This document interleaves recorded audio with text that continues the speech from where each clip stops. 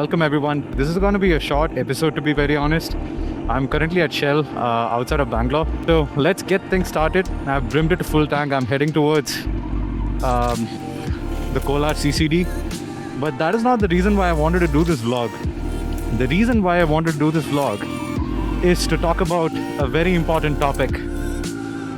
And that is with respect to the ethanol blending that is currently happening all over in India. And it might not be a concern for some, but I'm pretty sure for the fact that it is a concern for quite a lot of people like us. So I just wanted to give my thoughts, just to give you guys a perspective on where this is heading to, because I did see online quite a lot of confusion where people are just reacting negatively to E85, which of course is a fuel standard that is only developed for fuel flex vehicles. So we do not have to worry about that, but I want to talk about the E30 scenario. Alright, so let's get onto the highway. Before I talk about E30 and all, it feels so good to be back on the 900. Oh man, this is one of my favorite R15s, by the way. This is the V2 of the R15, and I think possibly one of the most hottest looking motorcycles within the 150 segment, even to date. This is one of those R15s which literally look like the R1 back in the time. Alright, so speaking about the fuel scenario currently, let's get one thing straight. E30 is not coming tomorrow, alright, or this year, or the next year. What these guys plan to do, and all of my information is based out of reading multiple articles online, the E20 to E30 shift is not as bad as the E10 to E20 shift, and I'll tell you why. Let me just slow down a bit. Alright, so what the government did was, during the E10 time, they sort of wanted to shift everybody towards E20, and it happened so fast that people or the industry couldn't shift as much. I mean, yes, when we look from the perspective of petroleum companies producing 20% ethanol and 80% petrol, that happened, yes, great. But the government forgot for the fact that people like us exist, where my vehicle is clearly an E10 compliant vehicle.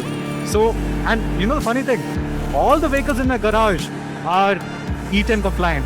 Not a single vehicle is E20. So that sort of like scares me a bit. And when we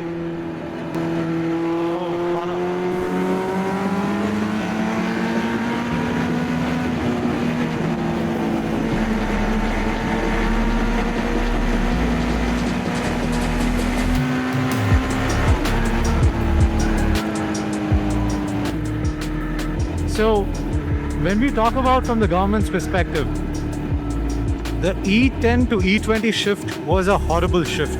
And I'll tell you the reason why.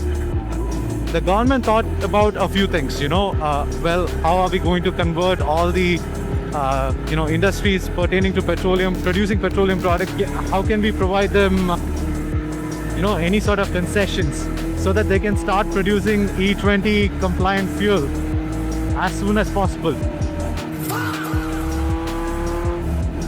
But the one thing that they forgot, and I'm being very honest here, were the people of India. And I'll tell you why. Number one, as of today, based on a few online forums, about 75 to 80% of the vehicles that are currently running in India is E10 compliant or below.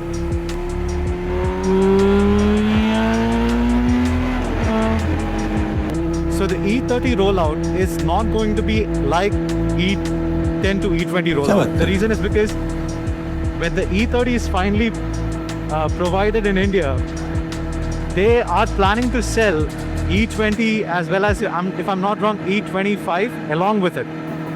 And this literally gives a little bit of leeway in terms of the conversion, where people do have the choices in terms of selecting the fuel that is appropriate for their vehicle. Obviously, that is economics, right? That's how it works. So that they can start shifting people from E20 to E30. And I think that would be their strategy. However, the other question still remains intact. What about E10?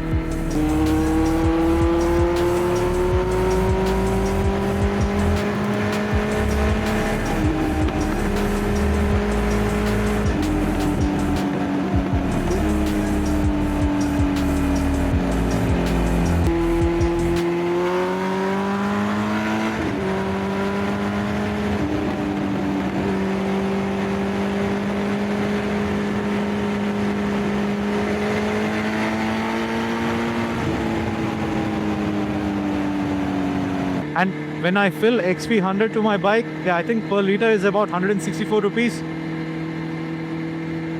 It is expensive. And I'm not even talking from a big bike perspective. This particular damage with respect to E10 vehicles that are currently running on E20, it is not just specific to big bikes or cars. It is specific to all the bikes and cars that fall under the E10 compatibility scenario. One fine day, we might be able to put sugarcane juice into the bike and it'll start running. Oh, wait a minute, that's what they're talking about, E100, right? Ah!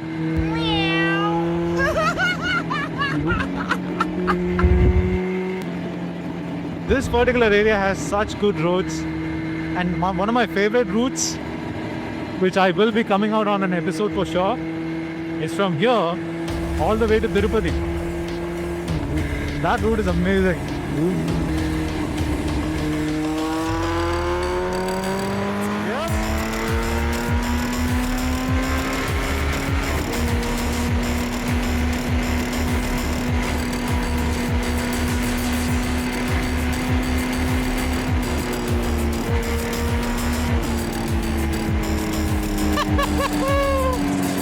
Yeah, that feels good. That does feel good.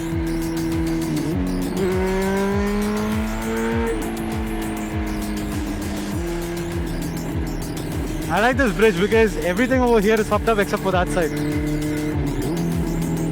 So I'll have a bit of coffee and then I'll head to that spot. I know one spot.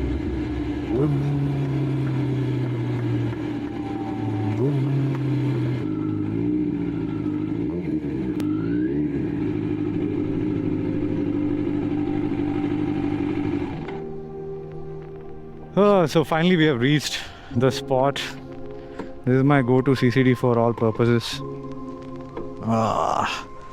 Yeah, I'm just gonna have some coffee, sit and stare at the bike and then head to that spot if possible, if it doesn't rain.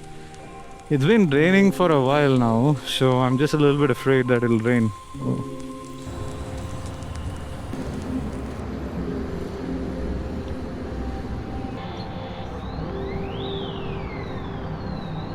I have another spot that I can explore. If you guys can see that area, I think we can go there.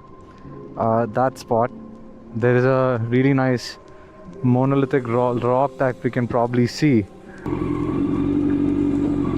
Alright, so this is not the ideal place for a 900 to come. It's just that there is a really nice monolith, kind of a rock here, which you guys can see in some time. There it is. And the road is horrible. Ugh. Oh, I'm super glad that it's not the 650 and it's a 900 here. Oh yeah, this is a big, huge rock. We can probably come back over here and take a couple of shots. But overall, the place looks nice. Get some nice shots. Can we?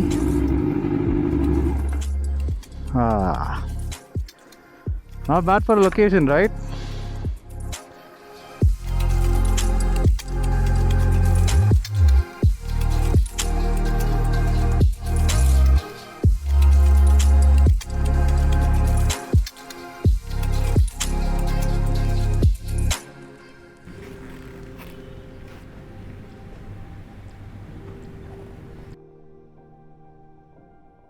So, the next time when you're stuck in Bengaluru traffic, go to YouTube, go to Moto2Z and check out a video of me stuck in traffic while you're stuck at traffic.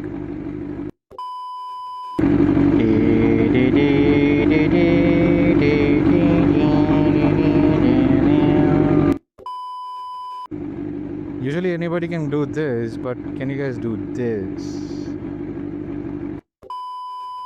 And areas like this, I think a flyover or an underpass would be nice. I'll give you a really nice example. So, on Old Airport Road side, they have built an underpass, and I still remember before.